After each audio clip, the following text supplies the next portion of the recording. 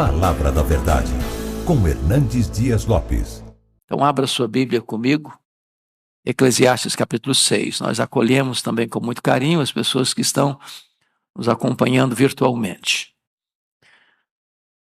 Eclesiastes capítulo 6.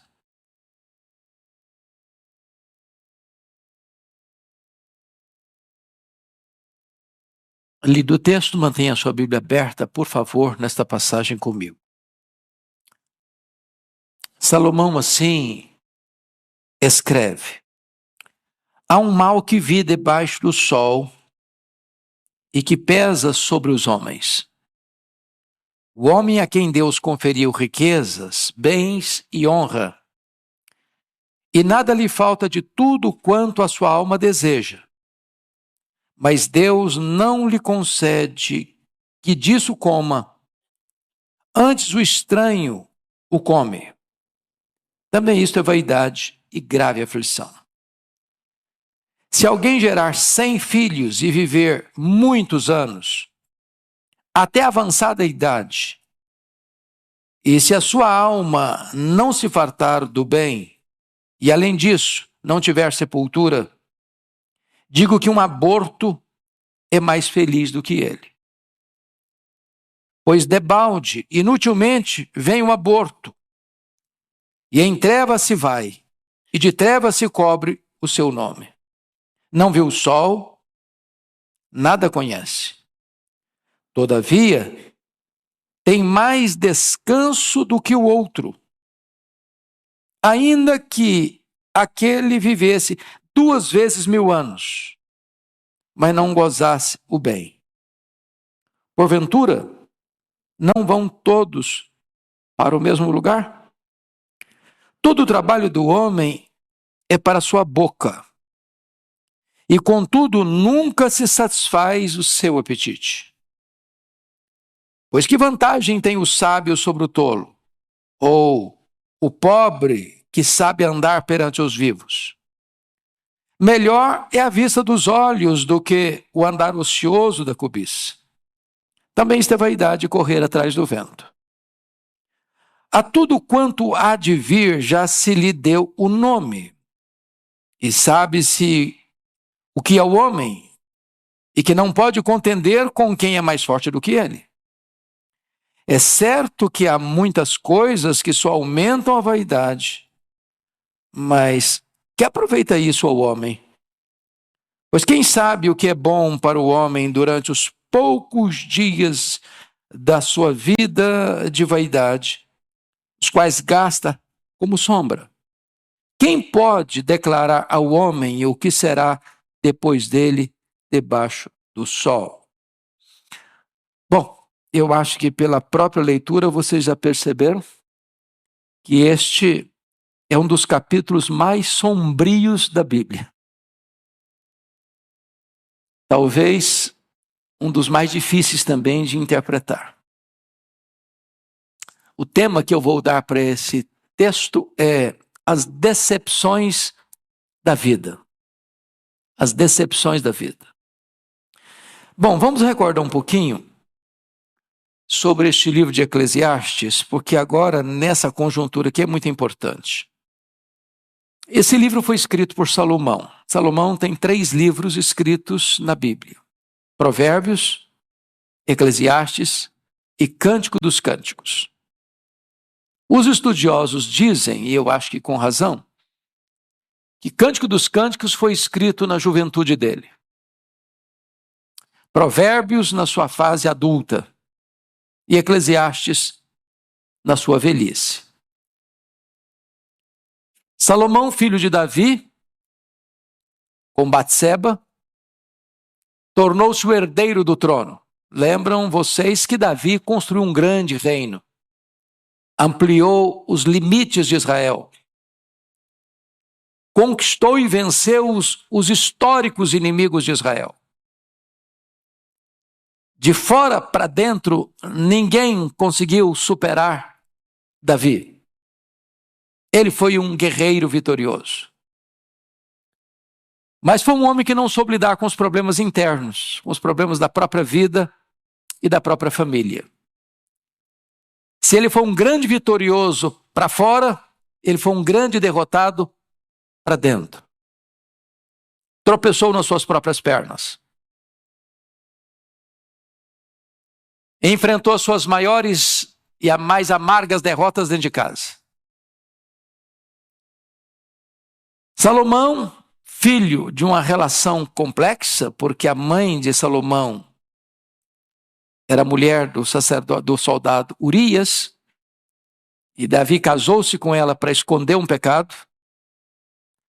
Mas Deus, que é tão misericordioso e perdoador, resolve escolher o filho de Davi com Batseba para ser o seu herdeiro, o seu sucessor. E Salomão é esse homem que começa bem e termina mal. Porque vocês se lembram que quando ele assume o trono, ele pede para Deus sabedoria. Ele podia pedir o que quisesse pedir. Deus franqueou para ele. E ele pede a Deus sabedoria. E junto com a sabedoria, Deus deu riqueza. Riqueza colossal. Colossal. Por providência divina, Salomão vive em paz nas fronteiras. Ele não teve que ser um guerreiro como seu pai. Ele não teve que pegar a espada como seu pai. Ele não teve que lidar com inimigos terríveis do lado de fora.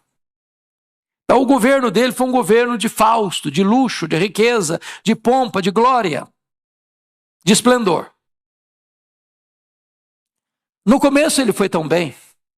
Sua sabedoria proverbial era conhecida em Israel e fora de Israel.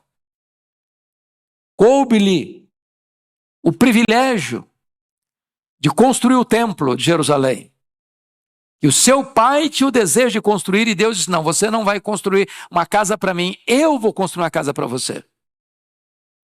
E com isso Deus está dizendo: eu vou construir para você, não uma casa física, eu vou construir para você uma casa permanente, no sentido de que seu herdeiro ou os que procederão de ti hão de reinar sempre.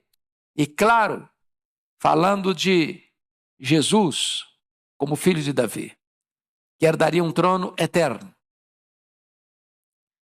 Mas então Salomão tem o privilégio de construir o templo. Magnífico, suntuoso, o grande palácio religioso que fez de Jerusalém a sede religiosa do mundo. Mas com o tempo Salomão se perdeu. E se perdeu novamente dentro, não fora. Porque, em virtude das suas muitas alianças políticas, essas alianças implicavam em casamentos, em muitos casamentos. E Salomão teve, diz a Bíblia, 700 princesas, 300 concubinas. O harém dele era extremamente povoado. E eu imagino que Salomão deve ter tido alguns problemas com tantos relacionamentos. Se nós vivemos uma realidade de monogamia e já temos algumas lutas, imagine um camarada casado com 700 mulheres e de sobra ainda tem 300 concubinas. Obviamente essas mulheres, vindo de outras nações, tinham outros deuses, outras crenças.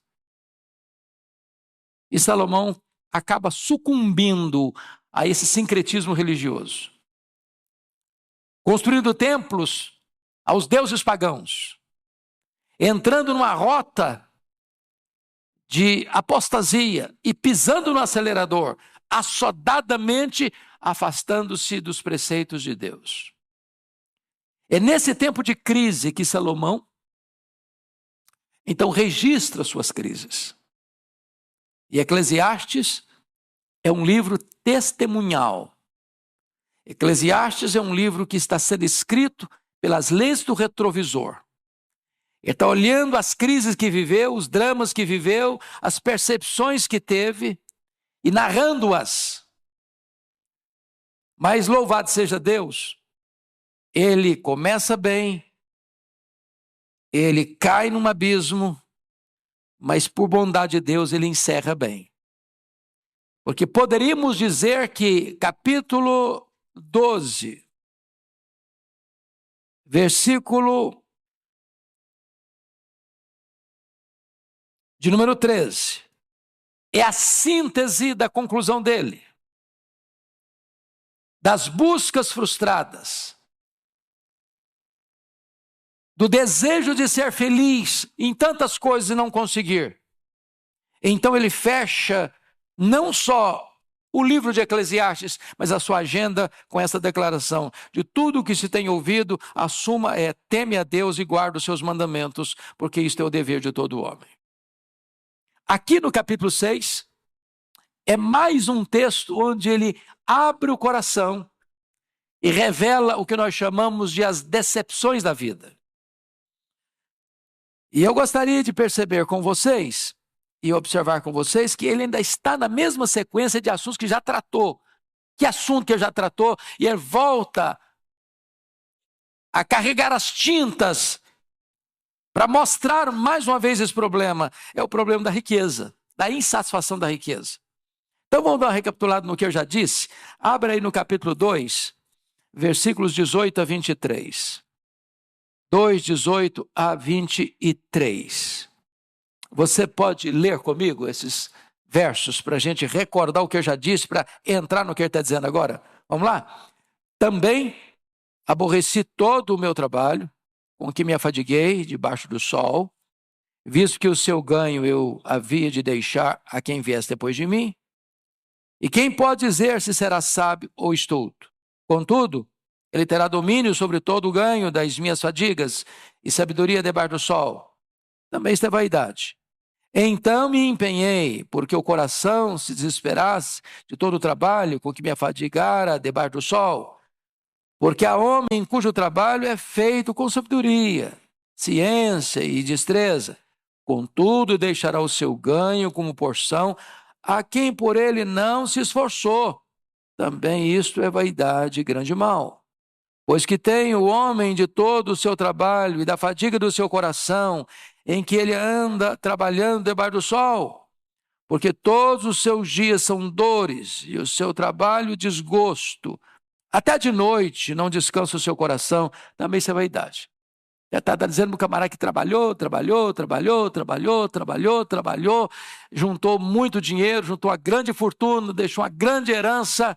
Quem não ralou que vai desfrutar, e ele nem sabe se o herdeiro dele vai ter sabedoria para administrar toda a riqueza que herdou. Como de fato não teve. O filho dele foi uma tragédia, o Roboão. Outro texto que trata do assunto, ao capítulo 5, a partir do verso 10. Vamos dar uma olhadinha. Verso 10 a 13. Leia comigo. 5, 10 a 13. Quem ama o dinheiro, jamais dele se farta. E quem ama a abundância, nunca se farta da renda. Também isso é vaidade. Onde os bens se multiplicam, também se multiplicam os que deles comem. Que mais proveito, pois tem os seus donos, do que os verem com seus olhos. Doce é ao sono do trabalhador, quer coma pouco, quer muito. Mas a fartura do rico não o deixa dormir. Ele está dizendo do camarada que tem muito dinheiro, mas vive perturbado. O cara pobre, trabalha, chega em casa cansado, na cultura brasileira como um bom prato de arroz com feijão, e dorme uma noite bem dormida para acordar de madrugada e começar tudo de novo. O rico, com muito dinheiro, dormindo numa cama macia, com travesseiro de pena de ganso, com lençóis de fio egípcio, com música ambiente, mas ele não dorme, porque ele fica muito angustiado. Seus negócios são muito grandes, ou ele ganha muito, ou ele perde muito, e ele vive nesse estresse a vida inteira.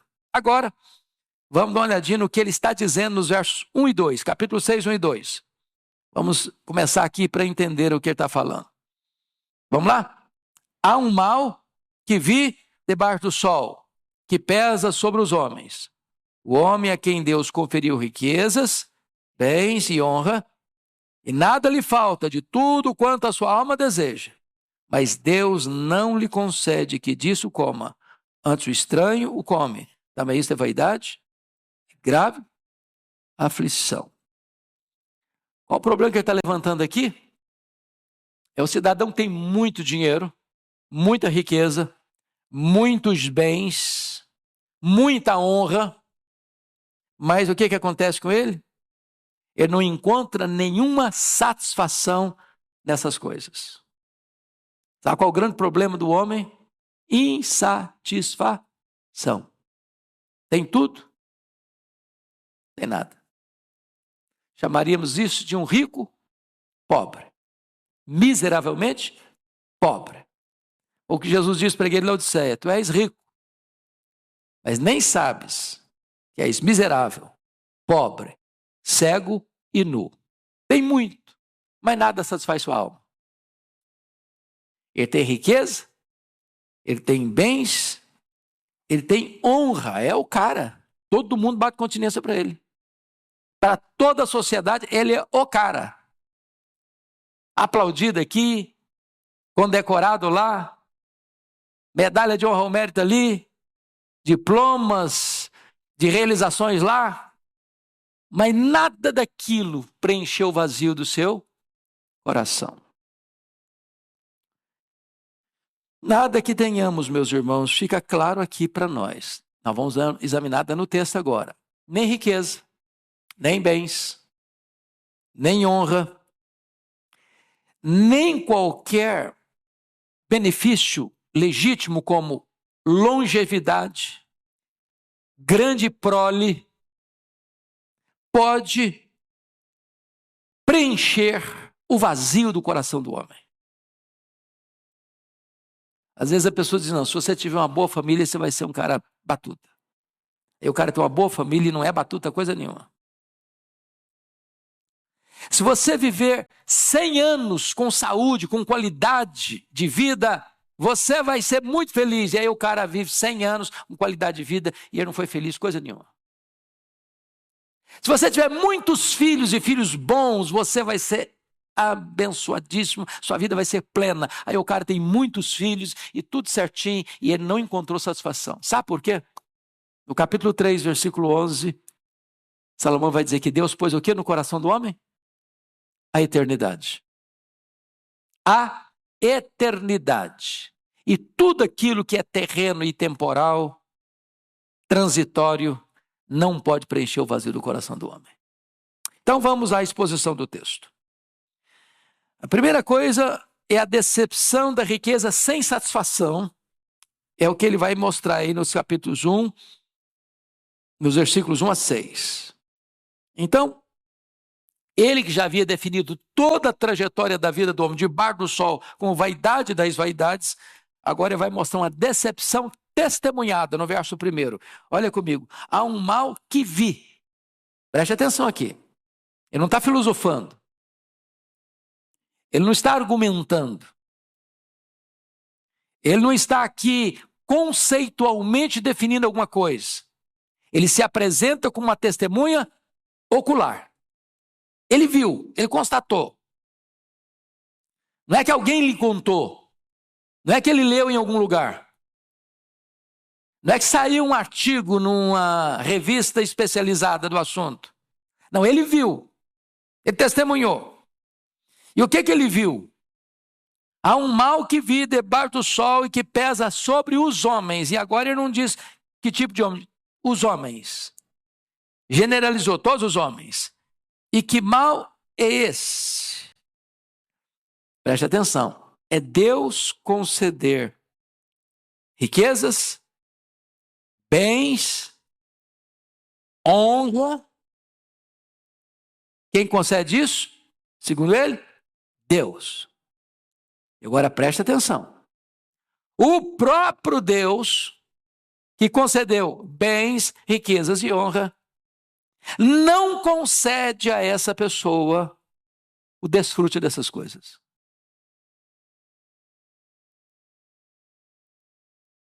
Você quer um negócio pior que isso? O cara tem tudo e não tem nada. E quem que não deixou não ter nada? Deus. Por que Deus não deixou que ele não tenha nada? Desfrutasse nada? Porque essa pessoa teve o dinheiro como seu Deus. O ídolo da sua vida. Então, quando o cara faz da riqueza, dos bens, da fama, da honra, do aplauso dos homens, do reconhecimento popular, a razão da sua vida, Deus dá a ele condições de ter dinheiro, ter muitos bens, ter muitas riquezas, ser o cara aplaudido da sociedade, o nome dele sai nas manchetes dos jornais, todo dia elogiando. E o próprio Deus está dizendo assim, tá bom, estou te dando isso aí. É o que você quer? Pode pegar. Mas tudo isso aí ainda não vai trazer sentido para a sua vida.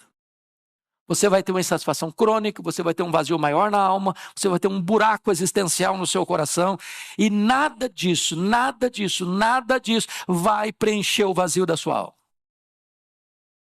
Ele está dizendo que isso aí é o quê? Vi debaixo do sol o que pesa sobre os homens. É um peso, é um fardo, é um rolo compressor. Quando você vai estudar a biografia dos homens, pega a revista Forbes, a lista dos bilionários. Dá uma examinadazinha na história deles. Conheça um pouquinho mais. Você vai perceber que muitos deles têm uma vida vazia, infeliz. E a Bíblia diz, quem ama, está aqui em Provérbios, quem ama o dinheiro dele nunca se satisfaz. Eu sei que esse não é o seu problema.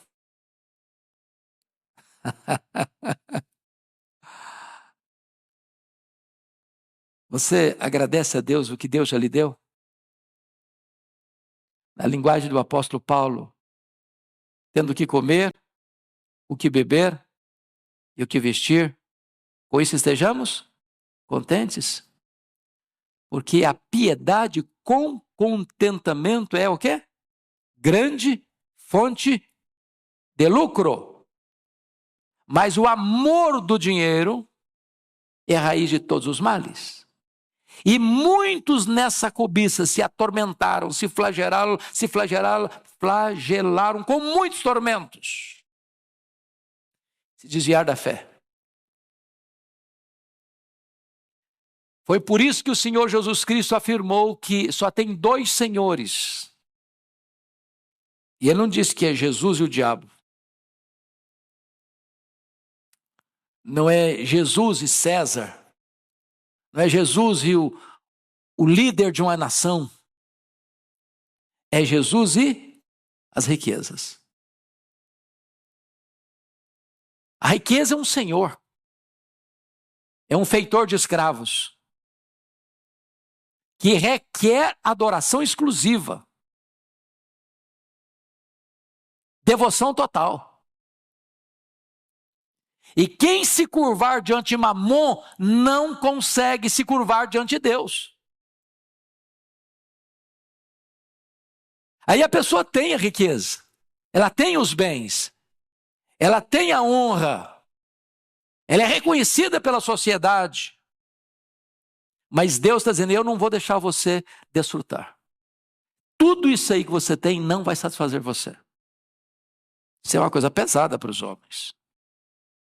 Segundo lugar, a decepção de ter riqueza, honra e prazer, mas não desfrutar de nada disso, é algo que é imposto pelo próprio Deus. Leia o 2 de novo comigo, vamos juntos.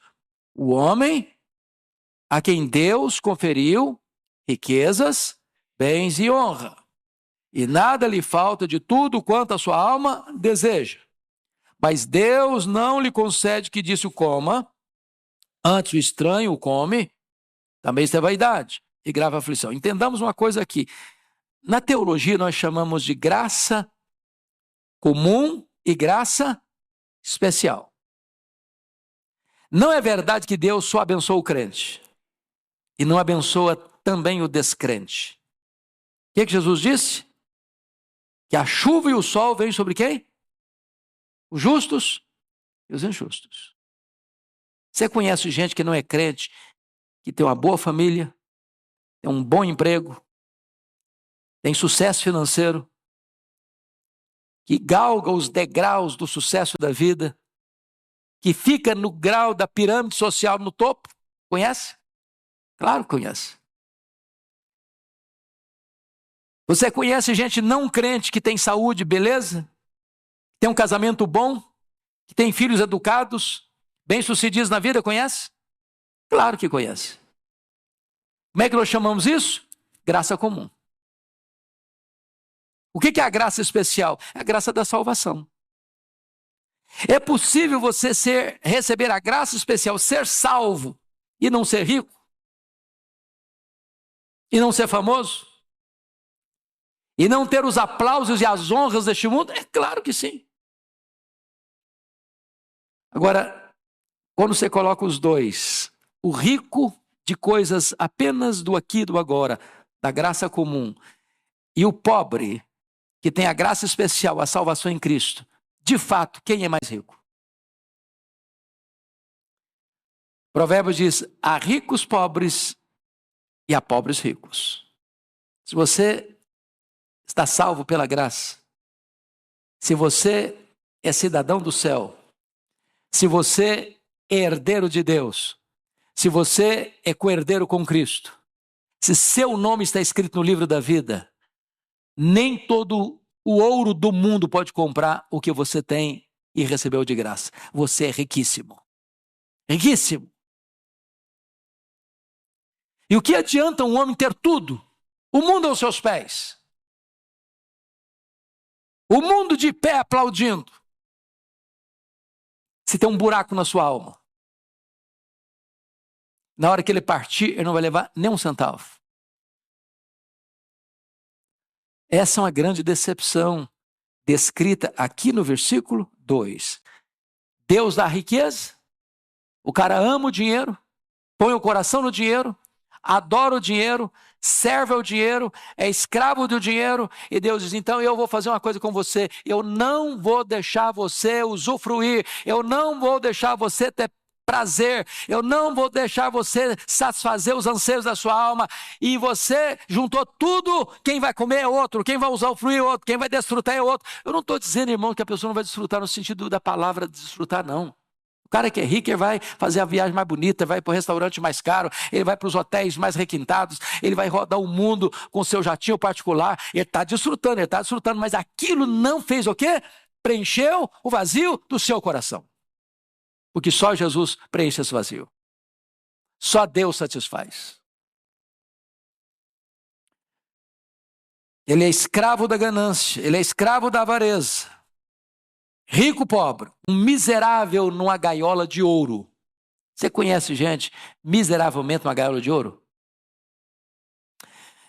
Na última vez que eu estava visitando lá o palácio, lá na Inglaterra, da família real, eu fiquei pensando, meu Deus, a pessoa não pode ir num restaurante, ele não pode ir num supermercado, ele não pode dar uma passeada num outro parque a não ser o parque do palácio.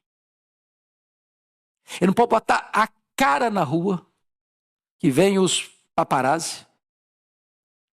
Isso é vida.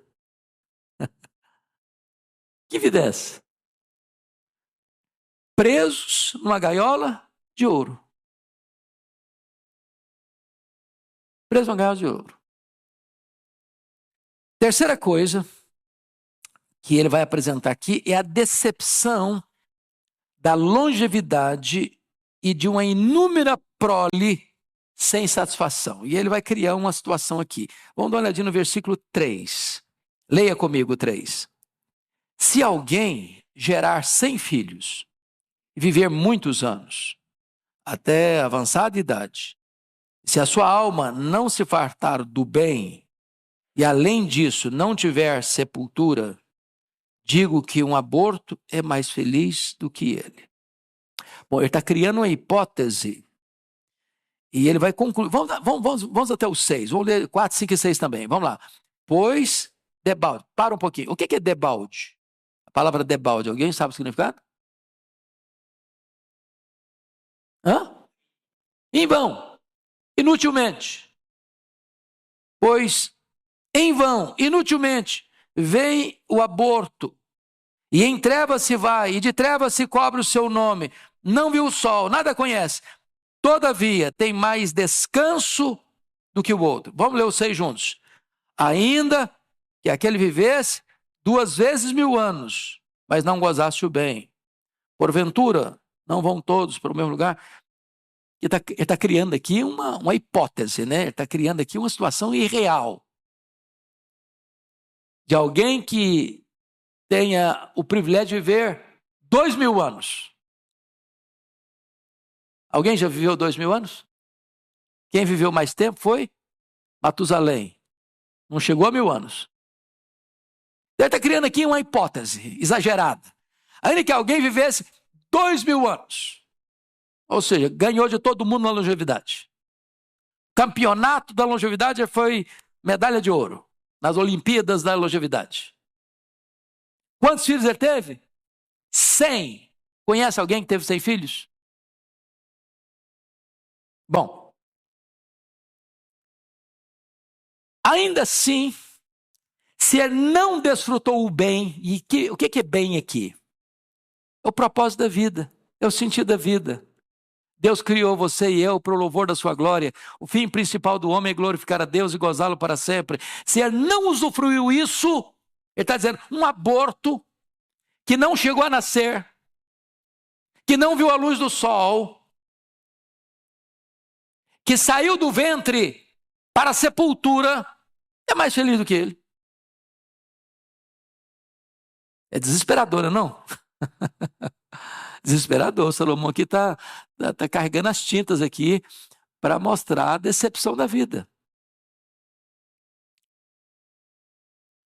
O que a sociedade diz hoje? Que o segredo da felicidade é ter uma vida longa. E é bom ter uma vida longa, não é não? Se alguém não quiser passar pela velhice, o segredo é morrer cedo.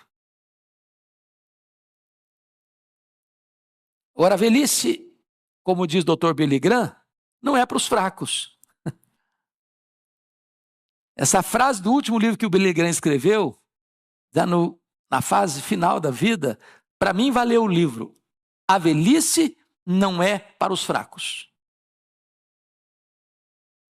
Às vezes nós queremos dourar a pílula, não é verdade? A melhor fase. Eita Jesus, será que é mesmo? Engana que eu gosto, né? Me engana que eu gosto. Poderia ser a fase de ouro. Tudo bem, a fase de ouro ainda vai lá. Ainda passa. Mas é uma fase que tem coisas boas e tem coisas difíceis. O que é difícil? As forças vão acabando. Aquela beleza que a gente olhava no espelho e queria olhar um pouco mais, agora você olha já se sai correndo. Será que sou eu mesmo? Não é possível, meu Deus. Onde foi minha beleza? Quem me roubou essa beleza? As rugas vão aparecendo. Os cabelos ficam brancos ou caem, não tem jeito. É a fase das dores, tudo começa a doer. Tudo. O joelho não funciona direito mais. As pernas não obedecem à cabeça mais. Agora, o que está dizendo é o seguinte, ainda que o cara envelheça, e ele vai ganhando mais tempo, e vai envelhecendo, e ele completou 100 anos, 200 anos, 300 anos, 500 anos, 1000 anos, 1500 anos, 2000 anos, aí é o prodígio dos prodígios. Ainda que a prole do camarada seja tão numerosa que ele teve 100 filhos, campeão. Mas com tanta coisa boa, longevidade e numerosa prole, se ele não desfrutou o bem, se ele não andou com Deus, se ele não conhecia Deus, se ele não desfrutou de comunhão e intimidade com Deus, a vida dele é tão infeliz que ele é pior do que um aborto. Você já pensou se um bebê que está sendo gerado no ventre da mãe pudesse falar, não, mas eu não quero morrer agora. Ué, nem nasci ainda. Deixa eu ver a luz do dia. Deixa eu curtir um pouco. Ele não teve o principal dos privilégios, que é o quê? Nascer. Porque dizem os entendidos aí que há duas coisas fundamentais na vida de um ser humano, ou dois dias fundamentais na vida do ser humano. O primeiro é o dia que ele nasce. O segundo é o dia que ele entende por que nasceu. Por que você nasceu? Por que você está aqui? Aquela famosa pergunta filosófica: de onde eu vim? Por que é que eu estou aqui? Para onde eu vou? Qual a propósito da minha vida? Já parou para perguntar isso? Para que eu existo? Porque há pessoas que estão vivendo, estão empurrando a vida com a barriga. Mas nunca parar para pensar: por que eu estou aqui? Para que eu existo? Por que eu estou nessa família? Para que eu estou morando em São Paulo? Para que eu frequento a Igreja de Pinheiros? Para que eu estou na família que eu estou? Por que eu estou no trabalho que eu estou? Qual o propósito de Deus para a minha vida? O que Deus quer de mim? Para que eu estou aqui nessa conjuntura? Entender isso é fundamental. E esse autor está dizendo o seguinte, Salomão está dizendo o seguinte: se você, tendo as maiores bênçãos e as mais cobiçadas bênçãos, longevidade e prole numerosa, se você não entendeu isso, você é uma pessoa totalmente frustrada. Frustrada. O que ele está falando? Longevidade e prole são bênçãos da graça comum. Você conhece cara que não é crente, que morre com 100 anos? Nossa realidade aqui já é um prodígio, né? Você conhece cara que não é crente, tem uma família numerosa, e baixa a sepultura sem nunca ter a dor de ver um filho morrer? Não é uma coisa maravilhosa? Mas sem Jesus, até isso não satisfaz o coração. Quando eu vou para a Bíblia, eu encontro algumas pessoas, por exemplo, em relação a prole. O Roboão, filho do Salomão, a Bíblia não diz quantos filhos teve aqui, mas o Roboão, filho dele, de Salomão, sabe quantas mulheres ele teve? 18. O pai teve 1000. O filho teve 18. Teve 60 concubinas. Então, era um cara meio perturbado também, né? Não? Vocês estão falando de uma 78 mulheres. Sabe quantos filhos ele teve? 88 filhos. Bom, se for olhar do ponto de vista humano, esse cara aí é o cara, né? Foi uma tragédia. Ele foi uma tragédia. O reino de seu pai, tão suntuoso, foi rasgado. 10 das 12 tribos saíram do comando dele. Você pega a história de um Gideão. Quem está lembrado aqui do o juiz Gideão? Levanta a mão se você ouviu falar em Gideão. Todo mundo aqui, não já? Todo mundo. Sabe quantos filhos Gideão teve? 70. 70 filhos. Eu tenho certeza que eu não lembrava o nome de todos. Certeza. Eu ia chamar o José e queria chamar o Antônio. Ô José, ô Antônio, talvez o 50º era o filho que eu queria chamar. Sabe o que aconteceu com ele? Ele teve um filho fora do casamento. Sabe como é chamar esse filho? Abimeleque. Sabe o que aconteceu com esse filho fora do casamento? Seduziu o povo para dizer o seguinte: não escolha um dos filhos como rei, não, como líder, não. Porque tem muitos lá, a competição vai ser grande. Eu sou único. Então, me indiquem como líder que vai ser melhor para vocês. Indicaram-no. Sabe o que aconteceu? Começo do governo dele, ele matou os 70 irmãos num dia só. Ele matou os 70 irmãos num dia só.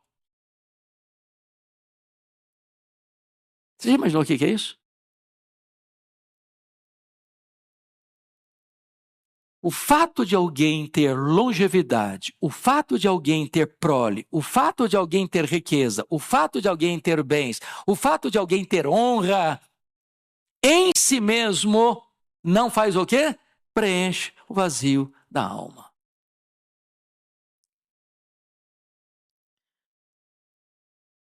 Em outras palavras, ninguém consegue gozar a vida sem Deus.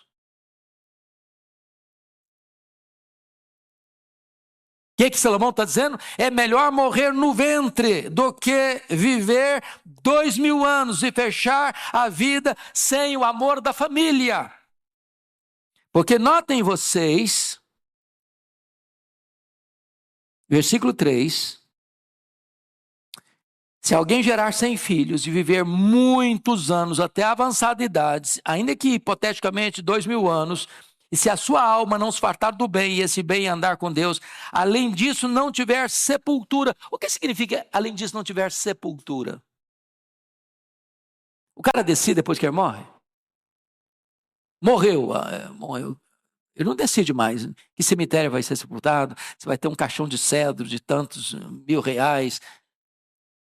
Sabe o que aconteceu? O cara viveu 2000 anos. O cara teve 100 filhos. Mas o que ele não era? Amado pela família.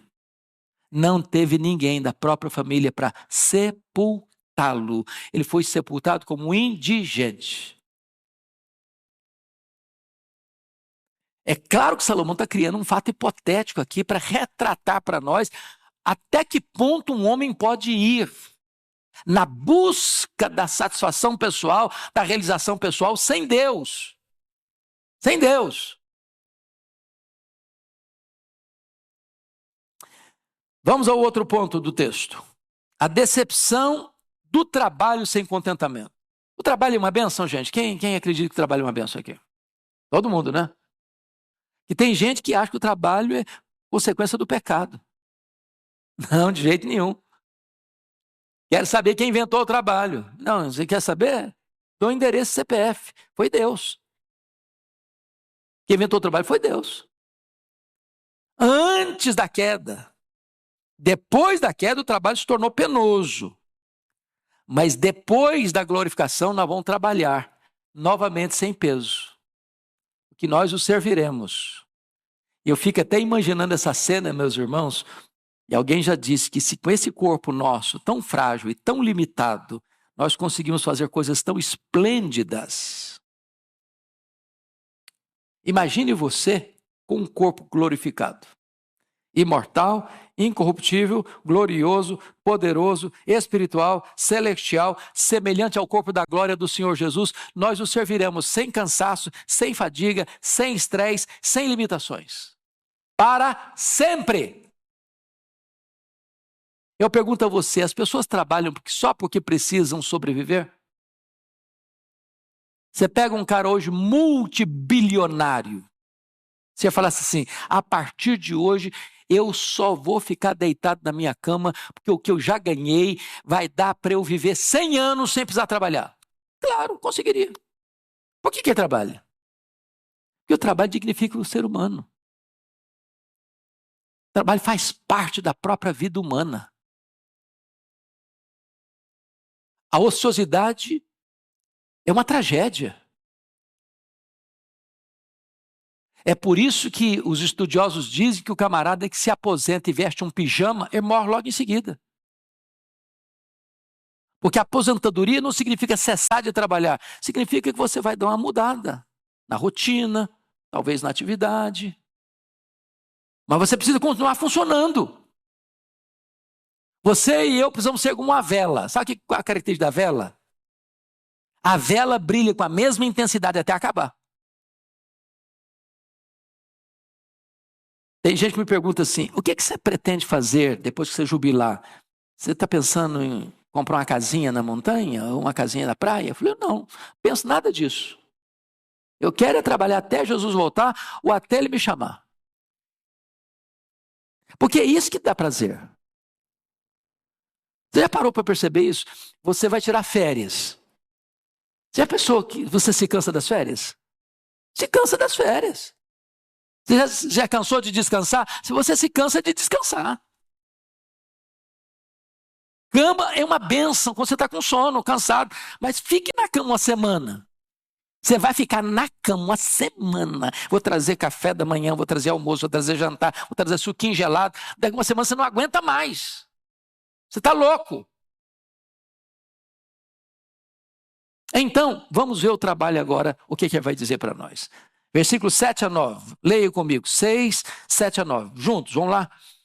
Todo trabalho do homem é para a sua boca. E, contudo, nunca se satisfaz seu apetite. Pois que vantagem tem o sábio sobre o tolo? Ou o pobre que sabe andar perante os vivos? Melhor é a vista dos olhos do que o andar ocioso da cobiça. Também isso é vaidade. Correr atrás do vento. Então ele está chamando aqui algumas coisas importantes. É muito triste o homem que só trabalha para comer. Muito triste. Ele só trabalha para atender as necessidades dele. Jesus disse lá em João 4, a minha comida consiste em fazer a vontade daquele que me enviou. Ou seja, tem algo mais importante do que se você comer um bom prato quando você está com fome. É fazer a vontade de Deus. Isso satisfaz você mais do que o alimento. O que Paulo disse em 1 Coríntios 10, 31? Portanto, quer comais, quer bebais, quer façais qualquer outra coisa, fazei tudo para a glória de Deus. Então vamos ver o que ele está mencionando aqui no versículo 7. Primeiro, o apetite insaciável. Todo o trabalho do homem é para a sua boca. Contudo, nunca se satisfaz o seu apetite. É come, come, come, come. E ele vai ter vontade de comer de novo, de novo e de novo. E ele nunca está o quê? Satisfeito. Quando Jesus diz assim, eu sou o pão da vida. Quem de mim se alimenta nunca mais terá fome. De que pão ele está falando? Do pão físico? Material? Não. Não. Ele está falando de uma satisfação que o pão da terra não pode dar. Ele está falando de uma satisfação interior que só Deus pode satisfazer. Meus irmãos, se nós pudéssemos hoje aqui escolher, selecionar as 10 coisas mais prazerosas da vida, do ponto de vista humano e terreno. Lembra aqueles livros lá, 100 lugares que você precisa conhecer antes de morrer? 100 isso que você precisa fazer antes de morrer? Hipoteticamente, imagine que você fizesse todas 100. Preencheria o vazio? Imagine que nós fôssemos selecionar aqui os 10 ou os 100 hotéis mais chiques do mundo e você fosse a cada um deles. Ou que você tivesse uma seleção dos 100 melhores restaurantes do mundo e você fosse em cada um deles. Ao final, você estaria com o peito preenchido, com o vazio preenchido? Agora sim, agora eu estou feliz. Não estaria, não. Porque o cara que só busca satisfação nas coisas materiais, seja o dinheiro, seja o sexo, seja a fama, seja a honra, seja os aplausos do mundo, seja as medalhas de condecoração, seja isso, seja aquilo, ele vai ter tudo isso. E Deus está dizendo, eu não vou deixar você ter prazer em nada disso. Nada disso vai preencher o vazio do seu coração.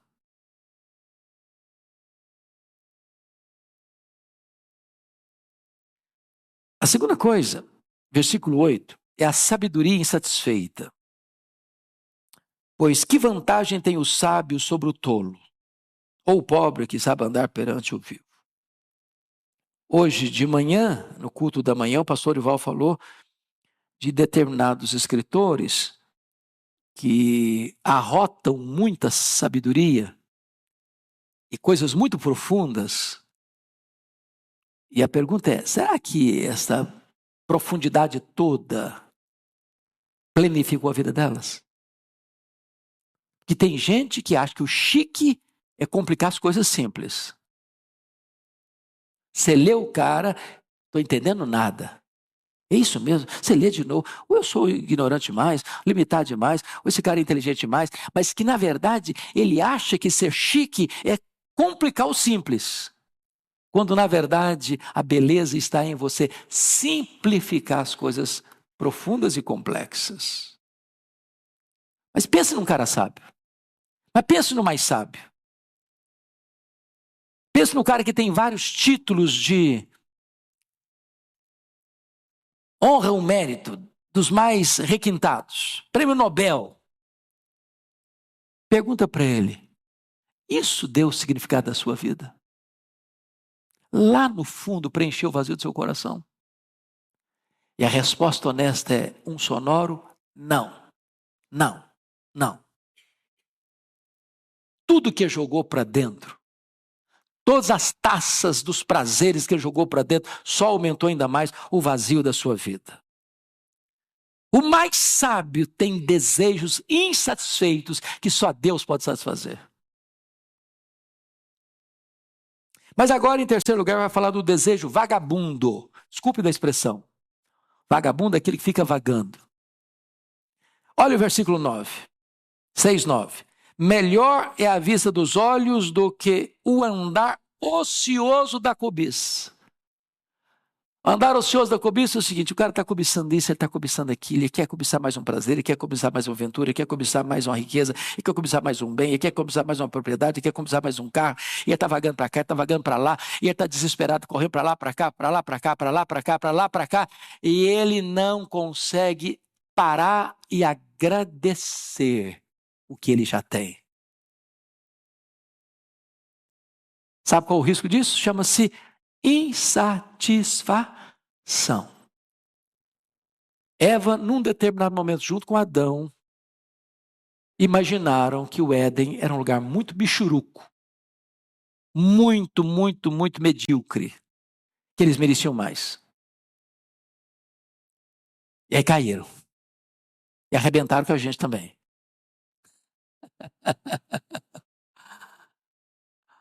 O que aconteceu com o filho pródigo? O filho pródigo tinha a casa do pai, tinha o irmão, tinha pão com fartura, tinha servos na casa, tinha todo o glamour de uma família abastecida e abastada. De repente ele pensou, não, isso aqui não vale nada. Está muito ruim, essa casa aqui tem nada, está com nada. Eu acho que a vida está pulsando lá no país distante. Meus irmãos, toda vez que o ser humano acha que ele merece mais, que o que ele tem não é bom, não é suficiente, ele vai ser um eterno infeliz.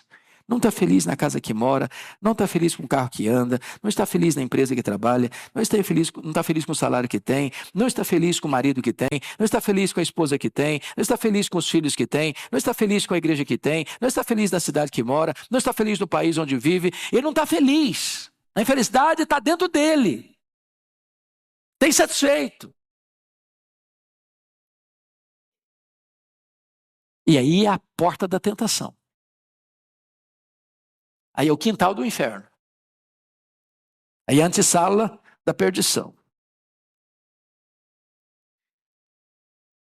É por isso que Paulo escreve para Timóteo o seguinte, a piedade com contentamento é grande fonte de lucro.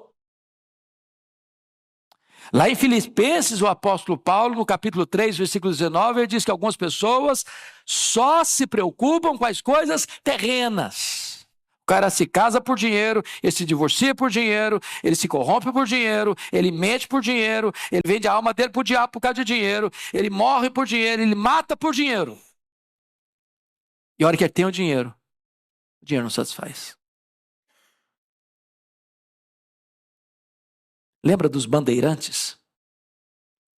E aqui no Brasil correram atrás de pedras preciosas? E de repente carregavam no colo, no peito, de pendurado no pescoço, sacola com um monte de pedras verdes. Esmeralda, não é isso? Esmeralda. E aí vinha a febre. O cara tremia todo. E a morte chegando, e o cara tentava empurrar aquele saco de pedras preciosas para dentro dele. mas não resolvia. Não resolvia. Preocupação com as coisas materiais. Melhor é você ter o pouco com desfrute que ter muito e não usufruir nada. E quando eu falo usufruir, eu não estou nem falando no aspecto de poder comprar a melhor roupa, ir no melhor restaurante, comprar o melhor carro, morar na melhor casa. É de não usufruir com contentamento como dádiva de Deus. Para fechar, para encerrar, a decepção das perguntas sem respostas. Versículo 9, 10 e 11. Vamos dar uma olhadinha aí comigo? 10 e 11, vamos juntos? A tudo quanto há de vir, já se lhe deu o nome. E sabe-se o que é o homem. E que não pode contender com quem é mais forte do que ele.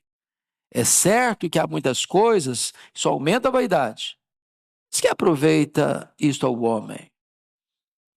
O homem não pode mudar o curso da história, nem contender com Deus. Os nomes já foram atribuídos, tudo já foi rotulado e categorizado. Em outras palavras, o homem não ganha discussão com Deus. Tenta discutir com Deus. Tenta entrar numa disputa com Ele.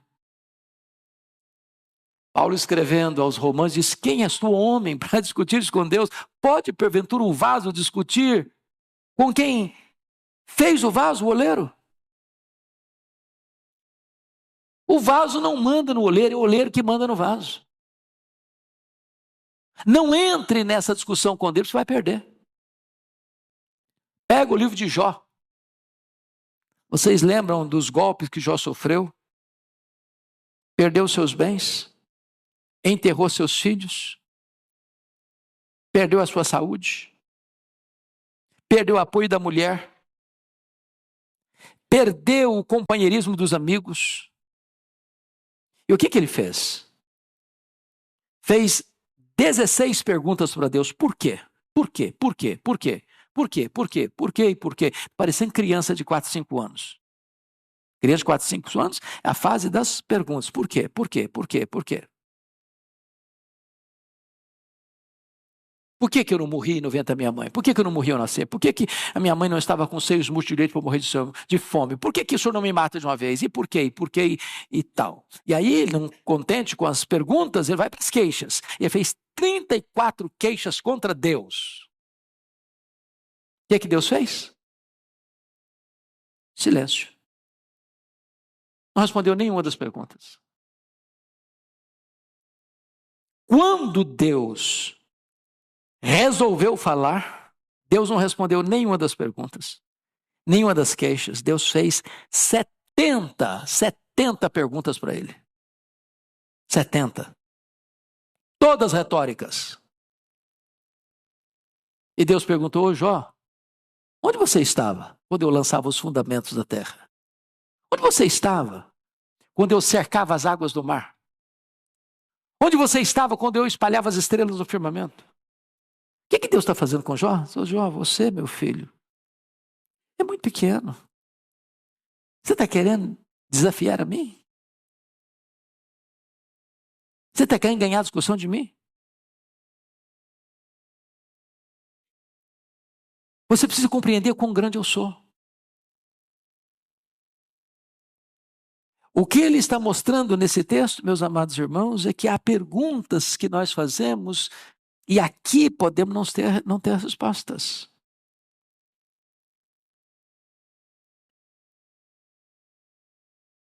Quem há muitas coisas, a tudo quanto há de vir, já se lhe deu o nome, sabe-se o que é o homem e que não pode contender com quem é mais forte do que ele. Quem é mais forte que o homem? Deus. Contenda com Deus, não. Você não é mais sábio que ele. Você não é mais bom do que ele.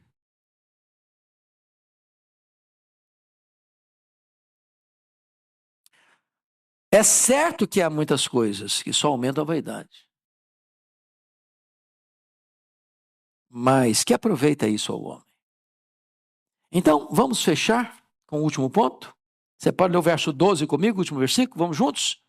Pois, quem sabe o que é bom para o homem durante os poucos dias da sua vida de vaidade, os quais gasta como sombra? Quem pode declarar ao homem o que será depois dele, debaixo do sol? O homem não tem resposta para os dilemas da vida e da morte, porque as grandes perguntas aqui têm a ver com a vida e têm a ver com a morte. Você já parou para perguntar por que fulano vive apenas alguns meses no ventre da mãe e vira um aborto? Notinha de rodapé.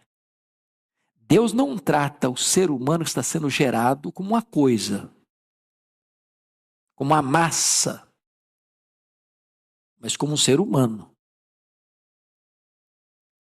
É por isso que a igreja é categórica em reprovar o aborto. É um ser. A vida começa na concepção. Por que algumas pessoas nem nascem? Por que outras morrem ao nascer? Por que outras vivem apenas a infância e morrem? Por que as outras no vigor da juventude morrem? Por que outras vivem uma vida longeva? E ainda pior, por que pessoas piedosas morrem cedo? Por que gente má, perversa, tem vida longa? Eu estava vendo um filme sobre a Segunda Guerra. Um dos principais criminosos da Segunda Guerra morreu de velhice. Levou milhares de pessoas à morte. E aí você vê um missionário piedoso, como David Brainerd, morrer com 29 anos. Você sabe explicar isso? Você sabe por quê? Eu tenho perguntas, mas nem sempre tenho as respostas. E eu preciso o quê? Me calar. Porque eu não posso discutir com quem é mais forte do que eu. O barro não pode perguntar para o oleiro, por quê? Submete-se. Cale-se. O silêncio tem hora que é mais sábio do que os discursos. Mas, se eu não consigo explicar a brevidade da vida e a inevitabilidade da morte, ele está dizendo que a vida aqui debaixo do sol, ela não vai ter explicação nem satisfação, a não ser que você olhe a vida acima do sol, na perspectiva de Deus. Então, como é que é viver aqui acima do sol? Tito diz que nós devemos viver de forma sensata, justa e piedosamente. Sensata em relação a você mesmo, uma forma justa em relação ao próximo, piedosamente em relação a Deus. Você precisa viver uma vida plena com você mesmo, com o seu irmão e com Deus. O que é viver acima do sol? Para mim, o viver é Cristo e o morrer é lucro. O que é morrer para um crente? Na perspectiva acima do sol. Morrer é deixar o corpo e habitar com o Senhor. Morrer é partir para estar com Cristo, que é incomparavelmente melhor. Morrer é uma bem-aventurança. Bem-aventurado daqueles que desde agora morrem no Senhor, para que descansem das suas fadigas e as suas obras os acompanham. O que é a eternidade para um cristão? Que é o céu para um cristão? O céu, para nós, é a casa do Pai. É o paraíso. É a Nova Jerusalém. É o seio de Abraão. É um lugar e um estado de bem-aventurança, onde Deus vai enxugar dos nossos olhos toda lágrima, onde não vai ter mais dor, nem pranto, nem luto, porque as primeiras coisas já terão passado. Essa é a vida vista não debaixo do sol, mas acima do sol, onde Cristo vive, de onde vai voltar para buscar a sua igreja. Que Deus nos abençoe. Vamos ficar em pé e vamos orar.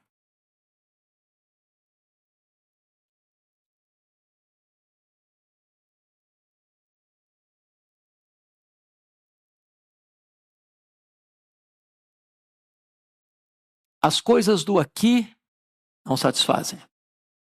As melhores coisas não satisfazem. Sem Deus, nada satisfaz.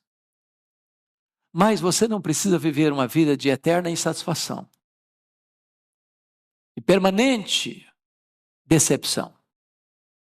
Se você correr para Jesus, Ele tem para você vida e vida em abundância.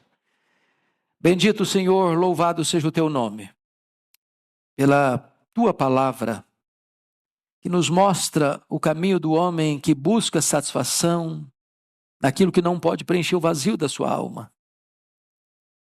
Ao mesmo tempo, esta palavra revela-nos que tu tens para nós vida plena, maiúscula, superlativa, abundante, eterna.